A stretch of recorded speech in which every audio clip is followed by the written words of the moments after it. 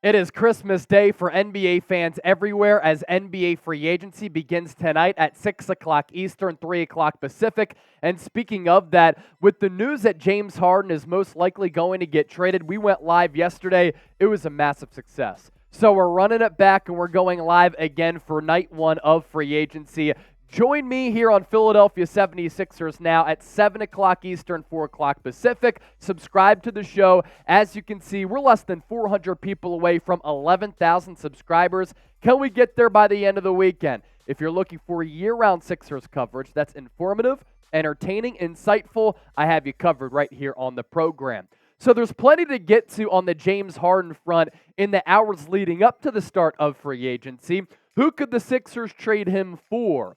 Why is a trade now on the table? Let's dive into it all here. We're also going to talk Damian Lillard and Kyrie Irving because Brian Windhorst with some interesting reporting and things to say on those fronts as well. Sam Amick on the Harden situation. According to sources directly involved in the situation on both sides, the Los Angeles native wants to play for the Clippers, and the Sixers are already in the process of discussing his desired move. Harden is, according to sources, extremely upset at the way in which the Sixers handled his possible free agency and has made his dissatisfaction clear to the organization.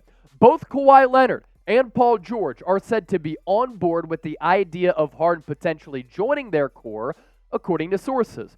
Sources say Daryl Morey, meanwhile, insisted that he was choosing not to discuss free agency before it was permitted by league rules, in large part because of the price the Sixers paid for doing so previously.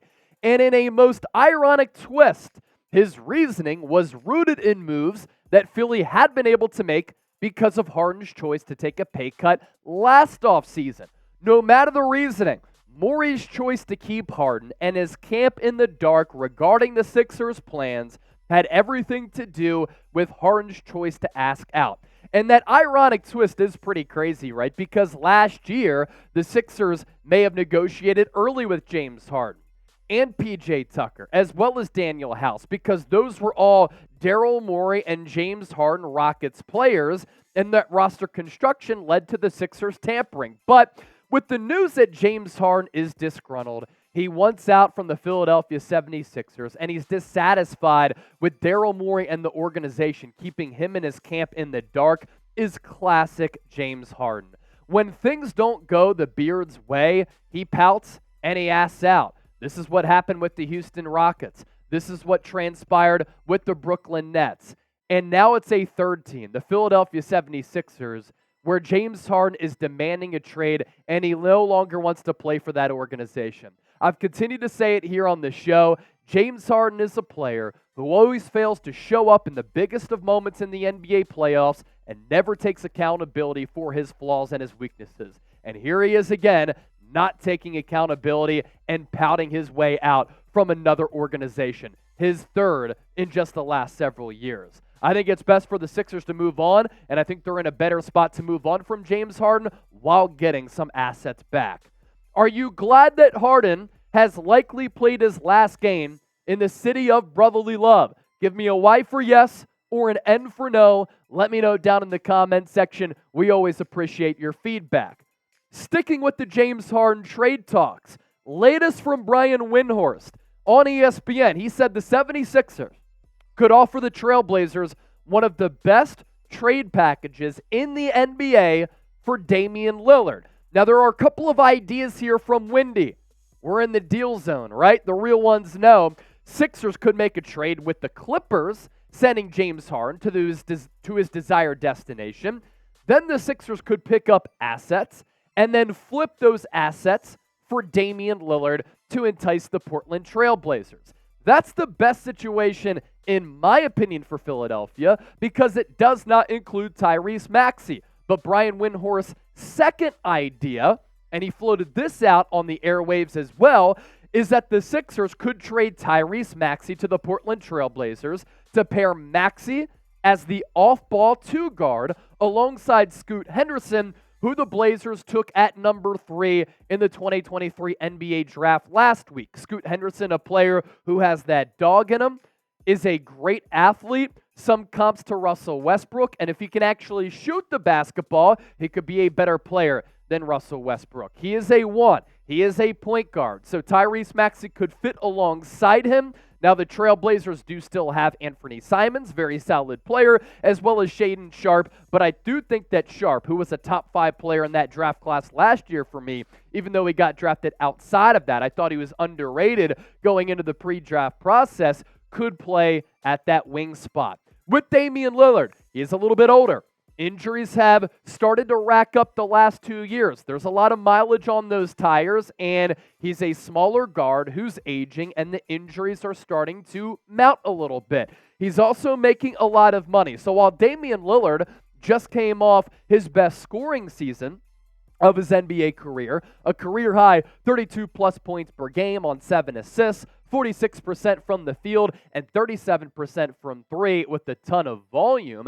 How does he age? Production has never been a problem. He's a bad defensive player, but one of the best offensive guards still in the NBA. But you look at his contract here, this would be an all-in move for the 76ers for the next year or two, because in 2025, 2026, and then the following year after that, Dame is on the hook for a salary of $58.5 million and $63.2 million respectively. And while Damian Lillard is older, Tyrese Maxey is about a decade younger than Dame, and his progression, his development, his growth has been a great developmental story for the 76ers, and I do think that Maxey is the Sixers' most impactful draft pick going all the way back to Allen Iverson in 1996. They have whiffed on a lot of players. They have failed to bring in marquee players. Now, you might throw Joel Embiid in there as well.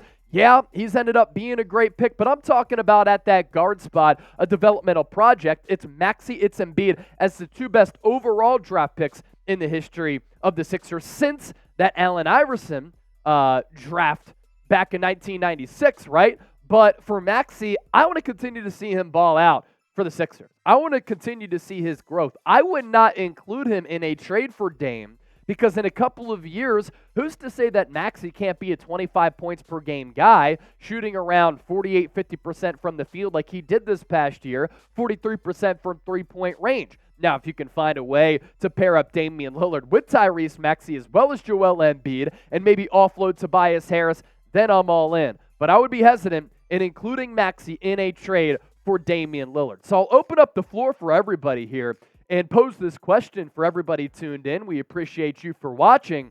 If you had to pick one, who would you pick between Dame and Tyrese Maxey? Dame might help you compete for a championship next year or the year after that, but for the long haul, and if Maxey can continue to take those leaps, he also might help you. Let me know down in the comment section once more. Brian Windhorst also with this, and he did kind of loosely say this, and talk about Kyrie Irving to the Sixers.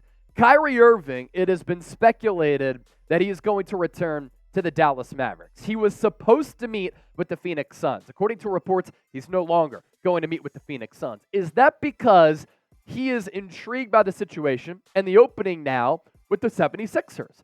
That could be a possibility. Now, with Kyrie Irving, we know what the story is. He's flaky. He is often not available. He misses a lot of time. The injury history is certainly a problem. 2019, 2020, 20 games played. After that, 54, then 29. Last year, 60 games played. When he is on the floor, the production is great. The handle, he's a magician with the rock. It's always on a shoestring, right? He's one of the best finishers at the rim among small guards in the history of the league. He is a great 3-level scorer. Not a great distributor for being a point guard, but a guy who can get you a bucket. But from Cleveland to Boston, Boston failed. From Boston to Brooklyn, Brooklyn failed to reach expectations. And last year with the Mavericks, they didn't even make the playoffs. So everywhere that Kyrie is gone, controversy has followed him. He has been steadily unavailable and also not accountable. And his distributing number is not great, not a good defensive player, and you never know when he's going to show up night in and night out. That is the problem with Kyrie Irving. That's why he's polarizing. Great basketball player, but the lack of consistency as far as his availability, his injury history, and his production, a little bit of a problem. Feel free to interact with me on Twitter and Instagram at Chase_Senior. It's going to be an incredible free agency period. And again, we're going to be going live tonight, about an hour into NBA free agency or so, at Chase_Senior. Look forward to hearing from you. Don't be a stranger. Slide in DMs. Say what's up. Let's talk some Sixers.